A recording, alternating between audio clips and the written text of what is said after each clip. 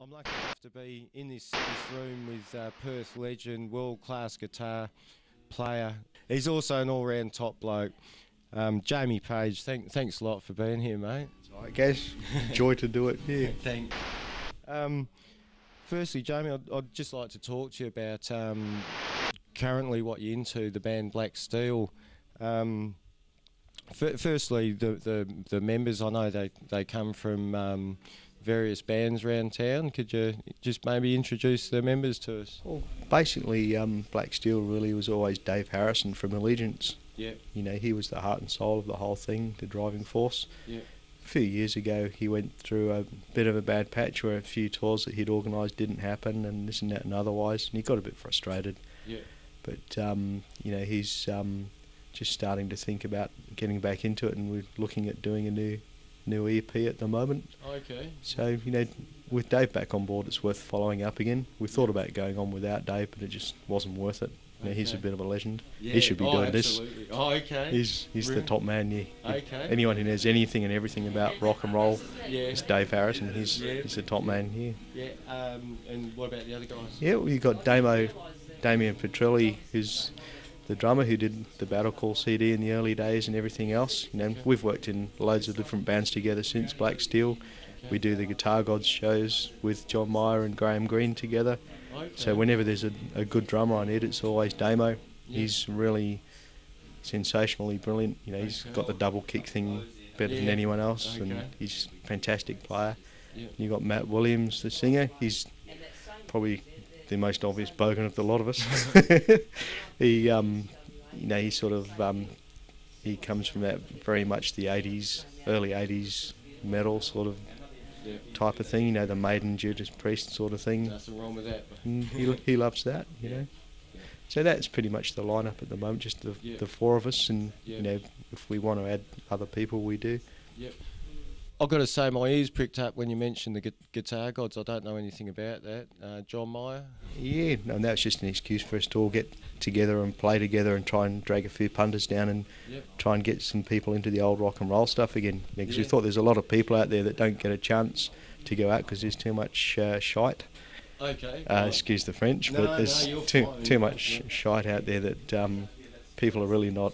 You know, they just don't want to go out. They'd rather sit home and watch AC/DC live on their 5.1 system. Or I know what you're saying. Shite's an understatement. Yeah, we'll cover that more later, eh? Yeah, absolutely. And I believe there is a couple of Black Steel albums out, Jamie? Yeah, we've done quite a few. They're all sort of different in their own way. We started off with an EP called Battle Call, which is pretty well received in the early days. It's fairly cheaply put together, but it's just sort of worked.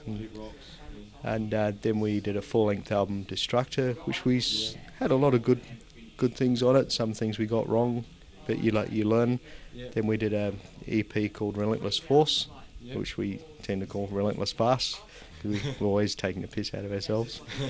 But yeah, no, that was good fun. That was done mostly at home, and we got a good result with that. Then the last album was called Hellhammer, which was a much heavier album. You know, I was sort of listening to a lot of Pantera and Metallica at the time, trying to sort of update our sound a bit to try and get away from the 80s thing and you know, get that sort of early Metallica sort of vibe happening. So would you rate Hellhammer up there? Is your favourite album, or? Yeah, I'd say okay. I mean, it's got its moments. You know, we didn't get all of it right, but you never do. You know, so there's a couple of classics there, a couple of good songs. Yeah. Are you fond of any particular Black Steel songs? Yeah, probably the favourite is the song Hellhammer, because that was probably, even though it's not a real fast song, it's probably one of the heavier, nastier ones we do. That's just sort of stayed in the rep. Whenever we play, even with the Guitar Gods, Hellhammer always gets a Guernsey. You know, so that's probably the favourite. So we'd recommend check out Black Steel. If you haven't heard of them, check them out. They make good ashtrays if you don't. But Jamie, I know Black Steel is pretty big in Europe. Yeah, I think there was at least 3 people in Finland that were into us. You're just being modest. Like we know you are selling well. in Europe? We've sold a few copies, but Yeah. unfortunately, with the state of the industry over there, the record company that we're dealing with is now sadly defunct, as most of them are. You know, the whole internet downloading thing just destroyed them. Yeah. So it's much harder now to. Yeah. Well, how do you feel about downloading, Jamie? Yeah, I do it all the time. Just kidding there. Yeah, of course. Yeah. No, I do. Yeah. But no, I think iTunes is fantastic. I buy everything from iTunes now. You know, it's so easy. Yeah. But I mean, if it's something I really want, Yeah. I'll go out and buy the proper CD, you know, with all the packaging and stuff. Yeah. But you know, for most basic things, you know, just grab most of it on iTunes. Just the way it is. Yeah. I mean, there's a load of stuff on you know, MySpace and YouTube, which is fantastic too. I think that's a brilliant thing. It gives us a lot of exposure where we didn't get it before. Yeah. So that's great, you know. Yep. Just talking about markets. What about the market in Australia, Jamie? You know, as far as rock and roll goes.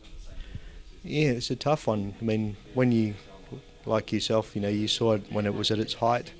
You know, when you had bands like Rose Tattoo, Killing the Pig, and the Angels, God forbid, were, you know, that pop rock era was just the best thing I've ever seen. You know, to go to a gig, massive system, you know, and see a band like the Boys or the Angels or Rose Tattoo or whoever, that was just the ultimate. And I don't think it has ever got back to that. I really don't, you know.